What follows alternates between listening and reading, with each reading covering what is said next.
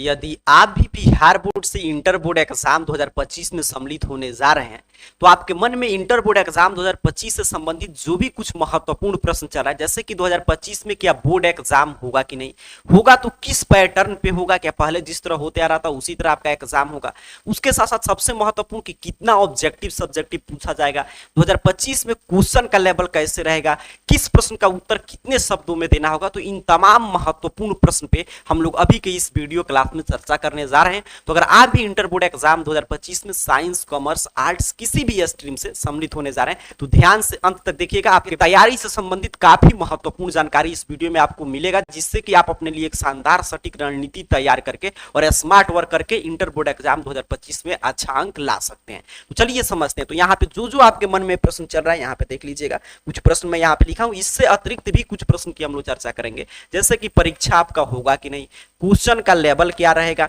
किस विषय में कितने ऑब्जेक्टिव सब्जेक्टिव प्रश्न पूछे जाएंगे, और आर्ट, साइंस, कॉमर्स का नया एग्जाम पैटर्न क्या है। ठीक है, आइए समझते हैं, ध्यान से समझिएगा।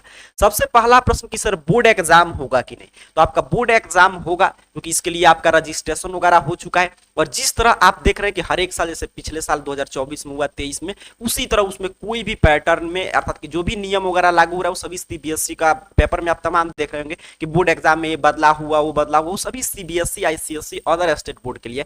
बिहार बोर्ड पे कोई भी नियम लागू नहीं हो रहा है, और बिहार बोर्ड का जैसे पिछले साल आपने देखा कि एग्जाम हुआ था वैसे ही आपका एग्जाम होगा। बाकायदा बिहार बोर्ड आप जानते हैं आपका रजिस्ट्रेशन वगैरह भी करा चुका है, आपका रजिस्ट्रेशन कार्ड कुछ दिन में जारी करेगा और पूरा डेट आपका जारी कर दिया, जैसे आपका इंटर बोर्ड एग्जाम बिल्कुल समय पे फरवरी 2025 में आयोजित होने जा रहा है। ठीक, क्लियर हो गया। चलिए आगे बढ़ते हैं। अगला प्रश्न आपके मन में आ गया कि सर किस लेवल की तैयारी करें, क्वेश्चन का लेवल क्या रहने जा रहा है, तो ये तो डिपेंड करता है पर्सन टू पर्सन कि किसका किस स्तर की तैयारी है। क्योंकि मान लीजिए जो विद्यार्थी कुछ ही चैप्टर पढ़े हैं और एग्जाम में गए और सभी प्रश्न वहीं से आ गया, तो वो मेक श्योर क्या बोलेंगे कि काफी इजी क्वेश्चन था, और कुछ विद्यार्थी का अधिकतम चैप्टर पढ़े, एक दो चैप्टर मान लीजिए समझने के लिए छोड़ दिए, तो फिर उसको अगर मान लीजिए वहां से ज्यादा प्रश्न पूछेंगे तो उनको लगेगा कि हार्ड है। बट देखा जाए तो प्रश्न में चूंकि आप जानते हैं कि ऑब्जेक्ट, आगे हम लोग एग्जाम पैटर्न की चर्चा करेंगे कि आधा प्रश्न आपको छोड़ने का विकल्प मौजूद है, तो इसको देखते हुए हम कह सकते हैं कि मीडियम दर्जे का, दिन पर दिन देखिए कॉम्पिटेटिव एग्जाम का भी लेवल हाई हो रहा है, उस लेवल से बोर्ड एग्जाम भी अपना लेवल वगैरह मेंटेन करके चल रहा है, तो मीडियम स्तर के प्रश्न पूछे जाएंगे, ना प्रश्न कठिन रहेगा ना इजी रहेगा। जिस लेवल के 2024 में आए थे उससे तो थोड़ा सा हार्ड ही रहेगा, बट आप अगर उसी लेवल से तैयारी करके चलते हैं तो जो भी प्रश्न बनाने भर के पूछे जाएंगे उसका जवाब आप आसानी से दे पाएंगे। तो इंटर बोर्ड एग्जाम में नहीं कि एकदम हार्ड प्रश्न पूछने जा रहा है 2025 में, ना ही एकदम लो लेवल के, मीडियम दर्जे के प्रश्न अगर आप पढ़ के जाते हैं तो मीडियम दर्जे के प्रश्न इस साल भी पूछे जाएंगे। अगला प्रश्न देखिएगा, अगला प्रश्न है कि आपका कि कितना ऑब्जेक्टिव सब्जेक्टिव पूछा जाएगा आर्ट, साइंस, कॉमर्स में, अर्थात कि नया एग्जाम पैटर्न क्या है। तो इसको मैं नया एग्जाम पैटर्न आपको समझाऊं उससे पहले मैं आपको बता दे रहा हूं कि देखिए आर्ट्स में काफी सब्जेक्ट है, साइंस में काफी सब्जेक्ट है, फिर आपका कॉमर्स में भी काफी सब्जेक्ट है। बस सभी सब्जेक्ट को हम लोग 3 ग्रुप में बांटकर हम लोग एग्जाम पैटर्न आइए समझ लेते हैं। ठीक है, यहाँ पे ध्यान से समझ लीजिएगा, पहले ही मैं बता दे रहा हूं कि 3 ग्रुप कौन कौन सा है, तो यहाँ पे ध्यान से समझिएगा। देखिए पहले ग्रुप में हम लोग वैसे सब्जेक्ट को रखेंगे जिनका एग्जाम 100 मार्क्स का होता है। अब आपके मन में प्रश्न आएगा सर सभी विषय का एग्जाम 100 मार्क्स का होता है? बिल्कुल, सभी विषय का एग्जाम 100 ही मार्क्स का होता है। कहने का मतलब क्या है कि जिसमें प्रैक्टिकल वगैरह नहीं होता है, सीधे theory exam, written exam 100 marks का होगा। जैसे मैं उदाहरण के तौर पे आपको समझा दे रहा हूं, जैसे आप आर्ट्स के विद्यार्थी हैं तो आपके लिए हिस्ट्री का एग्जाम 100 मार्क्स का होगा, मैथ जो भी विद्यार्थी आर्ट्स में लेते हैं उनका भी 100 मार्क्स का होता है। फिर अगर आप साइंस के स्ट्रीम के विद्यार्थी हैं तो मैथ आपका 100 मार्क्स होता है, अगर आप कॉमर्स स्ट्रीम के विद्यार्थी तो अकाउंटेंसी। तो आगे जैसे ही मैं चर्चा करूंगा कि 100 मार्क्स वाले सब्जेक्ट का हम लोग एग्जाम पैटर्न देख रहे हैं, तो आपके मन में आप अपने हिसाब से रिलेट कर लीजिएगा कि आप साइंस के परीक्षार्थी हैं तो आपका किस विषय की हम लोग चर्चा कर रहे हैं, आर्ट्स के हैं तो इस विषय का एग्जाम पैटर्न समझ रहे हैं, कॉमर्स के हैं तो इस विषय का एग्जाम पैटर्न समझ रहे हैं। तो पहले ग्रुप में हम लोग उस सब्जेक्ट के एग्जाम पैटर्न की अभी चर्चा करने जा रहे हैं जिसका रिटन एग्जाम 100 मार्क्स का होता है, जिसमें प्रैक्टिकल वगैरह नहीं होगा। ठीक है, क्लियर हो गया। दूसरे हम लोग ग्रुप में वैसे मैं सब्जेक्ट को रखा हूं जिनका एग्जाम तो 100 मार्क्स का होता है, बट जिनका रिटन एग्जाम 70 मार्क्स का होगा और प्रैक्टिकल 30 मार्क्स का। जैसे मैं उदाहरण कुछ बता दे रहा हूं ताकि अपने हिसाब से आप अपना विषय वगैरह रिलेट कर पाए। जैसे आप साइंस के परीक्षार्थी हैं तो फिर फिजिक्स, केमिस्ट्री, बायोलॉजी सभी का एग्जाम 70 मार्क्स, सब में 30 मार्क्स प्रैक्टिकल होता है। कॉमर्स के विद्यार्थी तो आपका ईपीएस जो होता है वो 70 मार्क्स का होता है।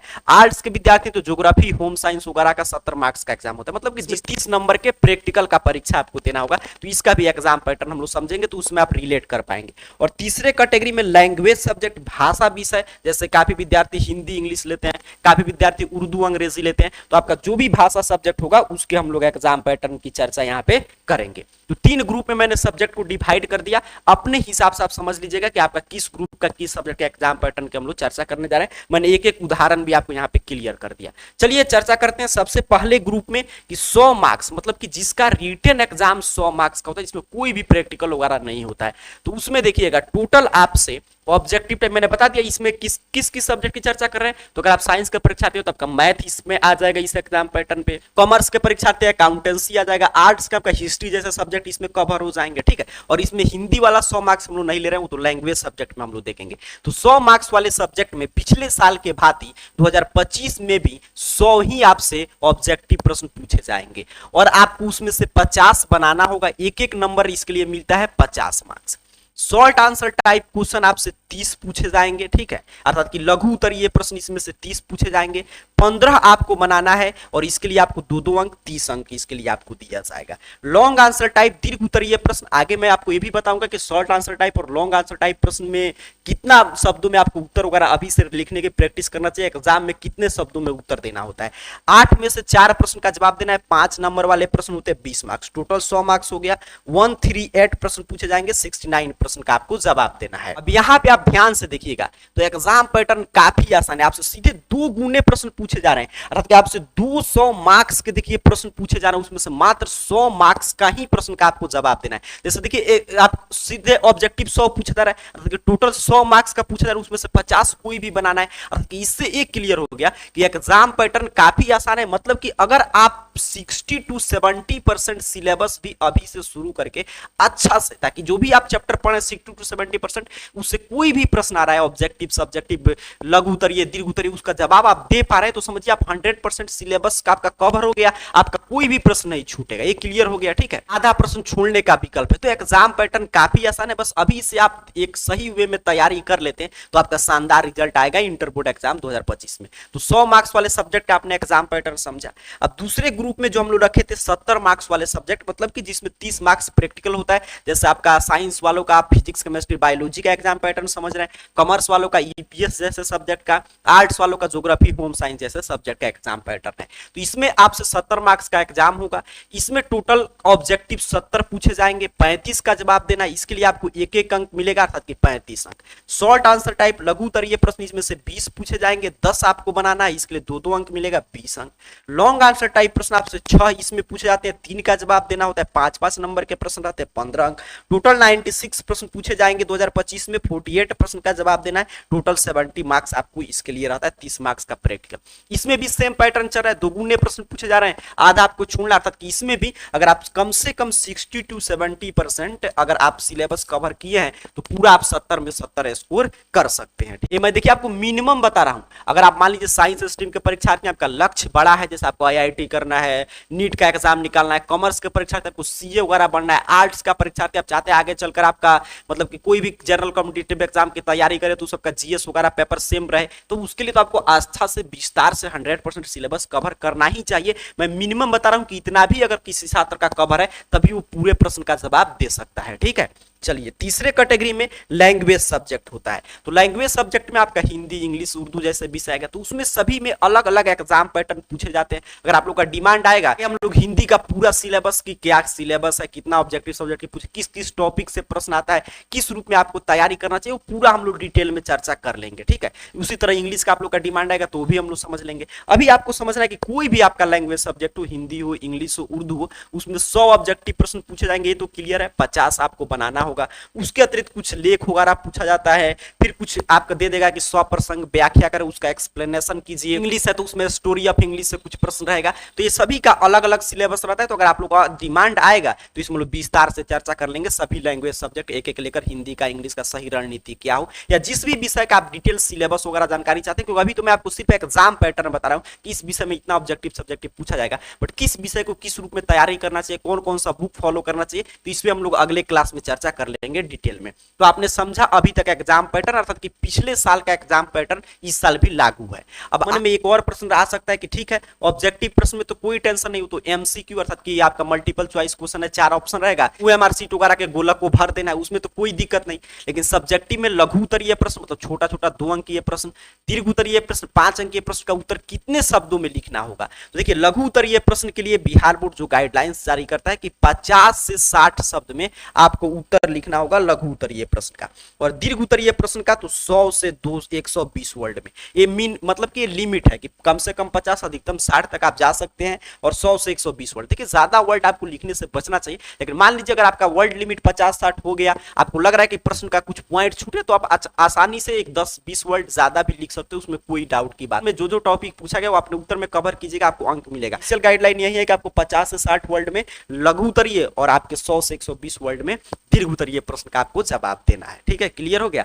अब चलिए बात करते हैं कि कौन कौन सा बुक पढ़ेंगे जिससे आपका प्रश्न का पैटर्न वगैरह आपको पता चल जाएगा, किस स्तर के प्रश्न रहे। तो 2 चीज है जो आपको जानकारी देता है ऑफिशियल, मैं बता रहा हूं कि किस रूप में आपके 2025 में प्रश्न आने जा रहे हैं। सबसे पहला है प्रीवियस ईयर क्वेश्चन पेपर, जिसका एक बुक भी आता है क्वेश्चन बैंक के नाम से, जिसे जानते हैं हम लोग, और दूसरा है मॉडल पेपर। ठीक है, क्वेश्चन बैंक तो आपको डेफिनेटली पढ़ना चाहिए। और 2025 के लिए आप आर्ट्स के परीक्षार्थी है तो आपके लिए मार्केट में कौन सा सर्वश्रेष्ठ क्वेश्चन बैंक है और उस क्वेश्चन बैंक को कैसे पढ़ना है। उसके साथ साथ अगर आप साइंस स्ट्रीम के परीक्षार्थी है तो काफी विद्यार्थियों का प्रश्न आता है कि सर इंग्लिश मीडियम में कोई क्वेश्चन बैंक है कि नहीं, हिंदी मीडियम में है कि नहीं। तो इन सभी बुक का रिव्यू के साथ और क्वेश्चन बैंक कैसे पढ़ना चाहिए, साइंस के लिए इंग्लिश और हिंदी माध्यम में कौन कौन क्वेश्चन बैंक मार्केट में उपलब्ध है, आर्ट्स के लिए कौन कौन से क्वेश्चन बैंक उपलब्ध है, तो इसके लिए हम लोग का जो इसी चैनल का एक पार्ट है AR जॉब पोर्टल, यहाँ पे आप देख पा रहे हैं AR जॉब पोर्टल, आप सर्च कीजिएगा यूट्यूब पे आ जाएगा, तो उसको सब्सक्राइब कर लीजिएगा। उस पे वो सभी वीडियो आपको देखने को मिल जाएगा 2025 के लिए जो लेटेस्ट तैयार हो रहा है, उस पे आप जाकर सभी बुक के बारे में समझ सकते हैं, क्वेश्चन बैंक पढ़ना सीख सकते हैं। क्वेश्चन बैंक का मान लीजिए आप 2021 से प्रश्न सॉल्व करेंगे, 21, 22, 23, 24,